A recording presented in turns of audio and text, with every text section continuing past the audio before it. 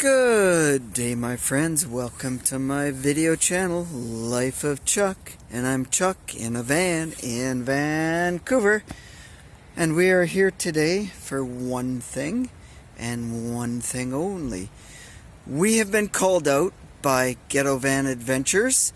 We've been called out to do a challenge, and that's the 10 van life question challenge. It's not much of a challenge, but you know what, usually I don't care for challenges, but this time I kind of like this thing that's going on. So anyways, we're gonna start right off the bat. So number one, make and model of van. Well, as you can see, this is an old Dodge. It's a little bit ugly. It needs a wash because it's getting some of that black typical prairie, oh my god, Pacific Northwest type of mold on it. And the green I gotta clean off. It looks really ugly, but you know what? It serves its purpose. Yeah, 1977 Frontier, designed by Frontier. So, question number two. How long did my build take? Well, it took a whole 5 seconds. I took $2,200 cash, put it in the guy's hand, and drove away.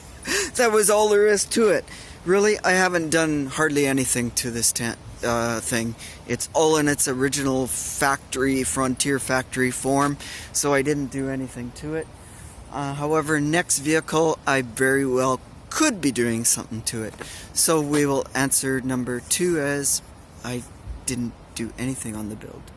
My most favorite place to stay, and that is by far and above, right here, Vancouver. That's it. I love this place.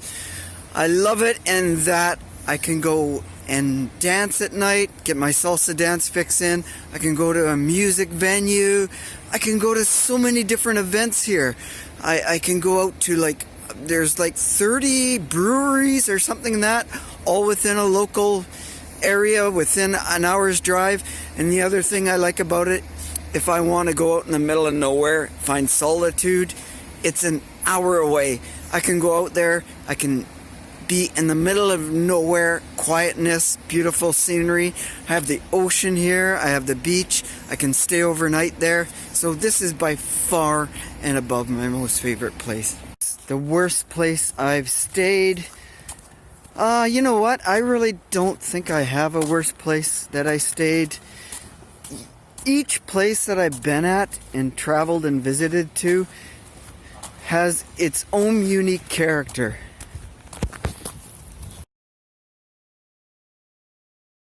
Question number 5. How many have you had in your van? The most I've had in my van was 4. That was actually 2 times. I had Korean girl, my mom and her guy, where we went out for dinner. We stayed at her hotel that night, so we toured around in the van. The other time was with friends, came to visit here from Winnipeg and one from Victoria, and we went for lunch. I picked them up and we kind of drove them back to their place. So that's how many. However, that's why I want to get a little bit 21-foot van with a little bit extra width, where I can put at least 6 people in there, and I can invite people over for a dinner, snack, or appetizer type of thing, or have a drink like a beer, wine. So that is that plan idea.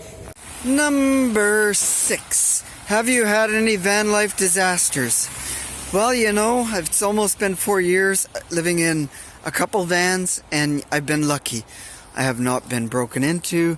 I have not been in an accident. Just one couple weird little things of people knocking on my door asking or kind of hinting at sexual whatever favors. That was the only little weird thing, but that's not exactly a disaster. I had 3 or 4 small mechanical issues which was easily fixed. Kind of just normal maintenance repair stuff. But considering you put on thousands of miles on vehicles, and you're always starting them and running them and stopping them, and you know what? I've never put brakes on anything yet or anything. like that. I had one medium problem where the computer went on my short minivan, the Dodge minivan, and that's something that I couldn't trace down. Even the place I took it to had trouble chasing it down. They went out and made me buy a pickup for it, electronic ignition pickup, and that wasn't the problem. It was a wrong guess on their part. And it was one other part we changed on it, and that didn't solve it either, and it ended up being the computer box. That had to come from the US, so I was stranded for a week. I spent 4 days there, sleeping in their parking lot, and then I went back for a week to my mom's place, and then I had to bus it because it was like a 3-hour drive, so 612, yeah, about 150 miles or something away. So that was the only van life disaster I had. Number 7, my most favorite feature on this old van, and that is, it's an old van. It's a classic. I love the old lines. I love the 70s Dodge vans and motorhomes. It's my favorite. I love 60s stuff. I love 50s stuff. I love anything old, antique, classic. So that is why I choose this thing. I'm not much for all the new vans, like all the plain white Jane, Ford Transit, Dodge ProMasters, all of that. They all look the same. I don't want to blend in. I like something a little different. I like the classic lines. I like to stick out a bit, you know, that's the way it is. And the other thing is, the favorite feature is, these things are so easy to repair and cheap. Nothing on this van has cost me over $100. Nothing so far in the 2 years that I've owned this. Actually, it's been over 2 years now. So my favorite feature right there. Number 8, least favorite part about van life. That I would definitely have to say shower use. Not having a shower to clean up. Especially me, I like to tinker, I like to work on the van and do other stuff. And yeah, you can get a little dirty. Also, if I find a job in the manufacturing type of firm that's dirty work or sheet metal or machining or whatever, that's going to be pretty dirty. So that's the only reason holding me back from trying to get a job like that. The only reason is having a proper clean-up shower area. Unless I was fortunate enough to find a workplace that had showers and I could shower up afterwards. That would be the ultimate. So, okay, number 9, my favorite part of van life. Number 9, I would have to say my favorite part would be freedom and the ability to go anywhere, stay anywhere. If I don't like the area I'm in, hey, turn the key, drive away, go to the next place. I don't like being in the same place all the time. I like variety. So I like to go here, I like to go there, different cities, different area. There's no substitute for that. And in saying that, I guess I like the adventure of van life. You never know what to expect, what's gonna happen. So by far and above those two things, adventure and freedom is favorite part of van life. And the final one, number 10, what advice would I offer a person starting out in van life? What would be my suggestions? Well, number 1, I would say study up as much as you can.